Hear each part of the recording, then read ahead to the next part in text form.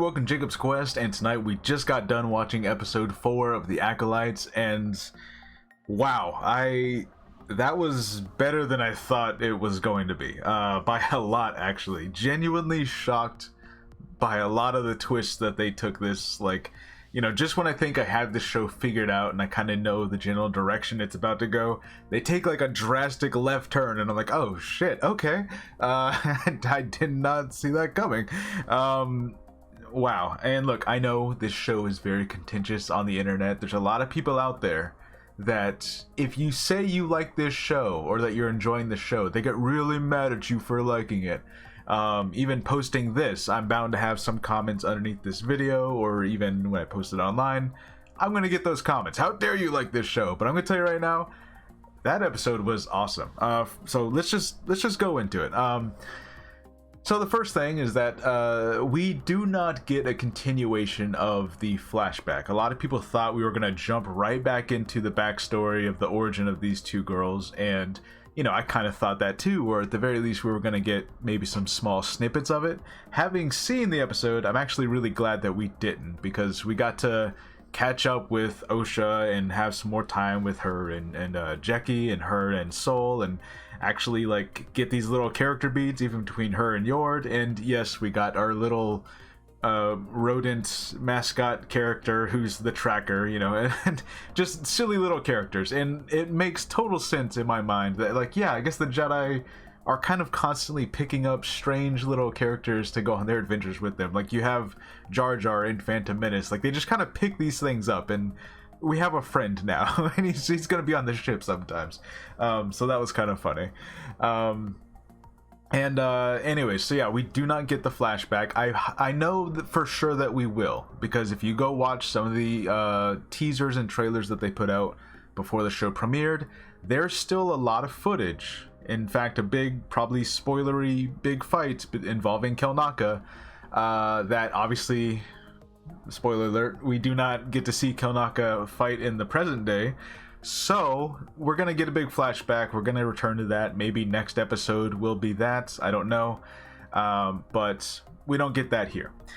So this one actually picks up with May and what is his name? Kimmik?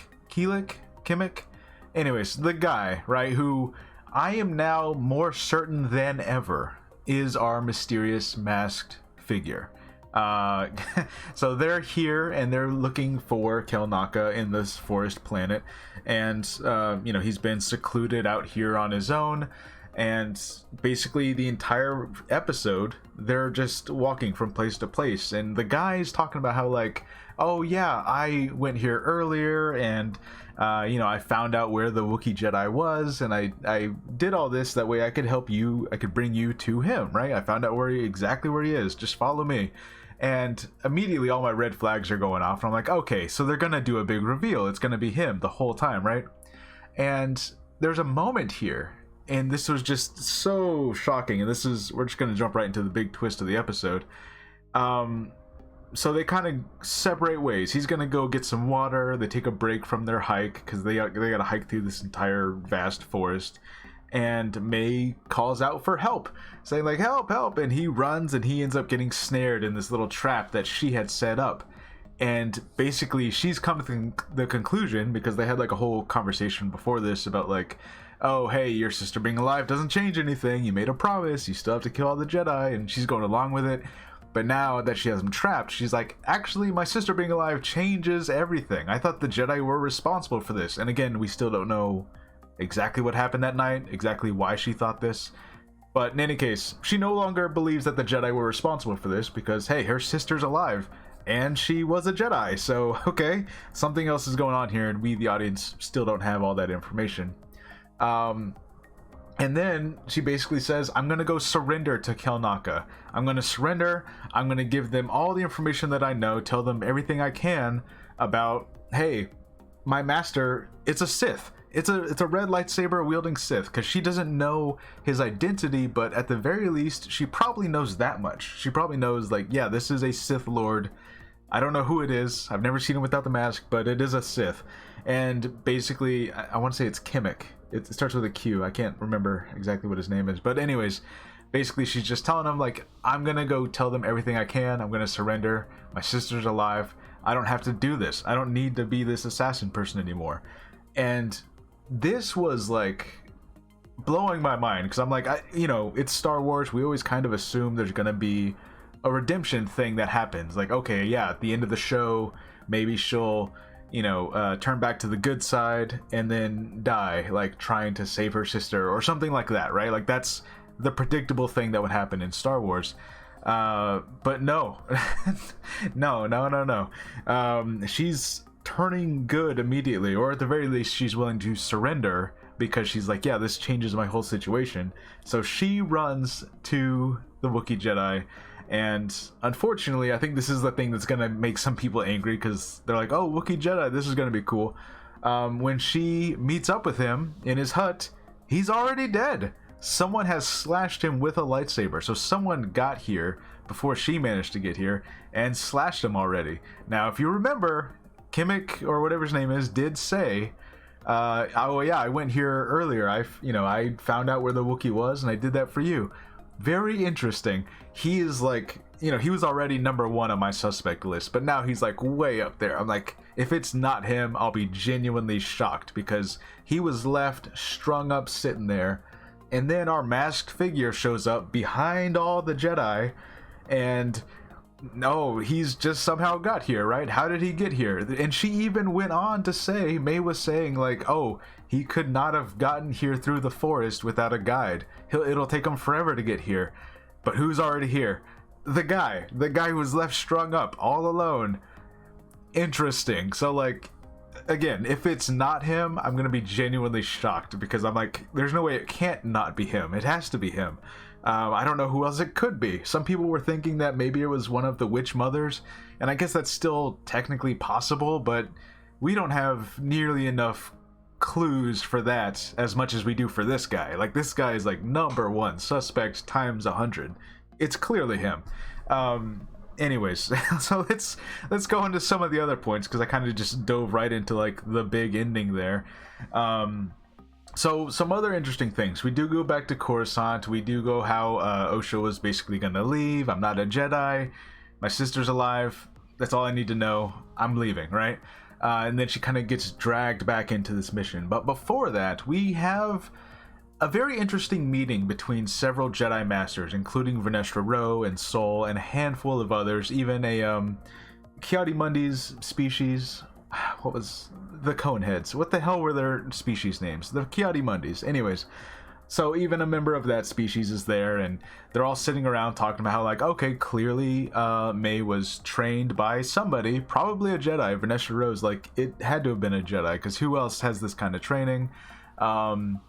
And basically they're talking about how, like, they're not gonna tell the High Council. Now, they're using this term High Council instead of just the Jedi Council, which is kind of interesting, because in the prequels it's just the Council, the Jedi Council, but now they're calling it the High Council. And I do want to say that this was explored in the High Republic books, that there's somewhat of a tier structure to the Jedi Council and, the hierarchy there. I'm gonna have to go look that up, but I do want to say that that is a thing from the books.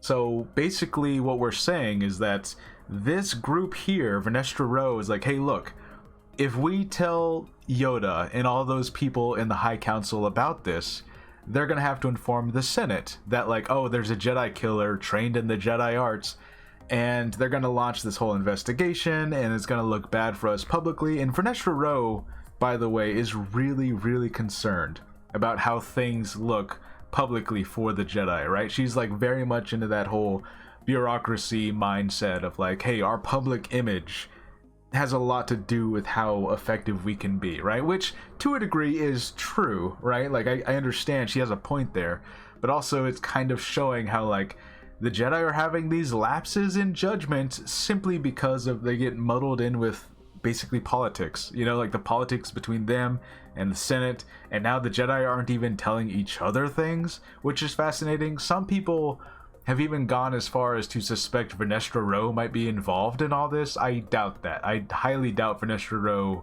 went evil. Like, that doesn't add up to me, because I don't know. We met her as a youngling, not a youngling, but a Padawan in the High Republic books and the comics, it doesn't really make sense to like we have a live action show and this character that a lot of the viewers have never heard of is now evil. I don't know. That doesn't quite add up. So I don't think she's evil or anything, but I think she's just there to be like the political facing, like, hey, our public image means a lot, so we need to keep this on the down low, which means we also have to keep it secret from other members. Like, we're gonna try to just handle this here instead of telling basically Yoda about it. And that's why Yoda's not around. So if anyone's wondering why we haven't seen Yoda yet, or we haven't heard like a council meeting yet, it's because Renestra Rose is basically putting a stomp on that, basically trying to, hey, let's keep this quiet. Let's try to see if we can settle this now. All we have to do is get May, figure out who trained her, and then that's that. Which, again, their plan was going to work. May was literally planning to surrender to them. It was all going to work out so well. Anyways, so all of that happens. That's how they get Osha back in here, saying like, look, Osha, May is your wound, and she'll, she'll talk to you. The fact that she knows that you're still alive, there's still some good in her. We can save her. She doesn't have to be killed in some kind of combat fight against a bunch of Jedi. It doesn't have to go down that way. And that's basically why Osha decides to come with them. But anyways, basically it just ends with they all arrive at Kelnaka right at the same time. And, May runs in there. He's already dead. So it doesn't look good for May, right? Because, of course, how is she going to explain, like, okay, yes, I killed those other two Jedi, and I went in here, and he's already dead. Kelnaka's already dead. So I thought that that's how the episode was going to end, with her having to basically surrender, but also have to be like, I didn't kill this one, and I don't have any way to prove that I didn't. I mean, it's a lightsaber mark, so I guess I don't have a lightsaber, so someone else must have done it, right? But now we got a bigger problem. The masked figure has just force blasted all of these Jedi away, and that's where the episode ends. So very big cliffhanger of like, who the hell's still gonna be alive? Now, I think it's pretty fair to say that they had a other group of Jedi with them. They had like 4, I think, other Jedi behind them. And the second I saw these guys who have no names and no speaking parts, I'm like, okay, so these are the red shirts. These are the Star Trek red shirts. If we need to have our Sith apprentice kind of take down a handful of Jedi, it's gonna be these guys. Like, they're dead first, obviously. And maybe one of our main cast would, and I'm kind of scared for Sol right now. I think Sol might legitimately die, because here's what was happening, is that Sol was going to explain things to Osha. Basically, he admitted, in not so many words, that he knows more about what happened that night than he let on. Because he's like, we can save May, we can get her safely aboard the ship, and then I can explain everything to you. And immediately I'm like, what the hell do you mean by that? I'm like, so there's more going on there. He knows something, he's gonna admit to something, and because he did that, because he had this whole thing, like, I'll explain it to you when we get safely aboard the ship, I'm kind of worried that Sol's gonna die before he has the chance to explain anything. Like, that feels like the setup for killing a character off. Like, they die right before they can admit some past thing. So I'm kind of looking at Sol now, being like, he might not have done anything horrible that night, but he definitely knows something.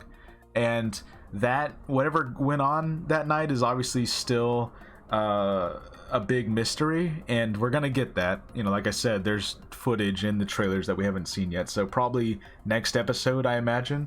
So now I'm kind of conflicted, because on one hand, I want the next episode to be just give us the answers as to what went on that night, but on the other hand, I'm like, okay, but we were about to like throw down with this Sith red lightsaber, who, by the way, I like to point out, the Sith pushed Osha out of the way before attacking the Jedi, which to me is like, okay, interesting. He spared her. I wonder why. That's so fascinating, because if it is it Khmer? I think it might be Khmer. Anyways, if it is that guy, then I'm like, okay, so did he spare her because he knows that May wouldn't want her dead, and he can't like get her to his side if he kills the sister, so he has to like spare her for now, because he just like force pushed her out of the way before blasting the other Jedi.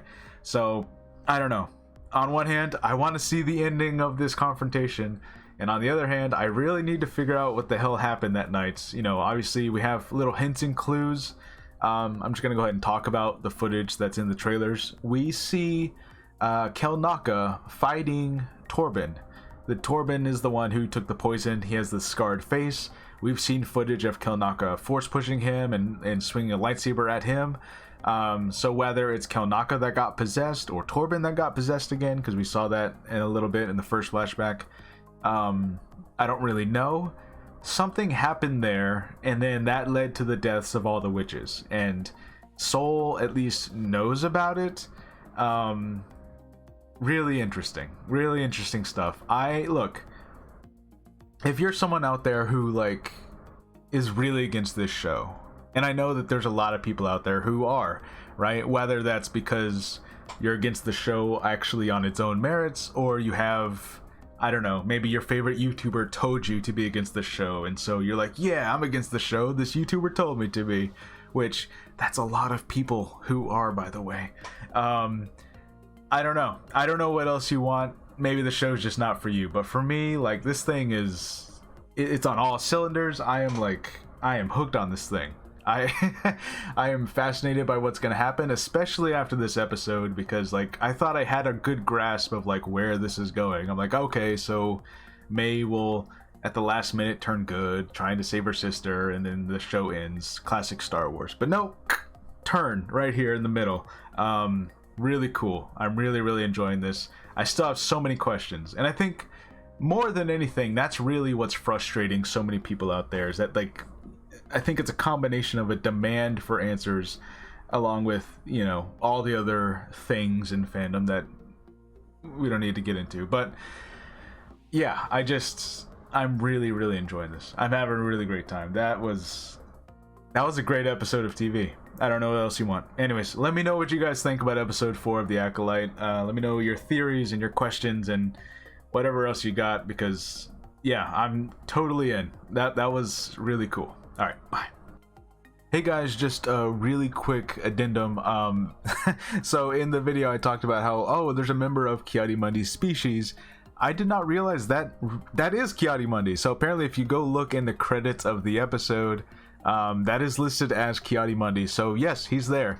Also, I want to say there is a member of Plo Koon's species that goes on the mission with them. However, I looked through the credits. I did not see Plo Koon actually listed there, so I don't think that was supposed to be him. I might be wrong, but I don't think that's him. But that was Ki-Adi-Mundi, actually. Very surprised by that. But there you go. There we have like a little cameo. We didn't even realize it, or at least I didn't realize it. I assumed that was just a different member of the same species. Anyways, all right, bye.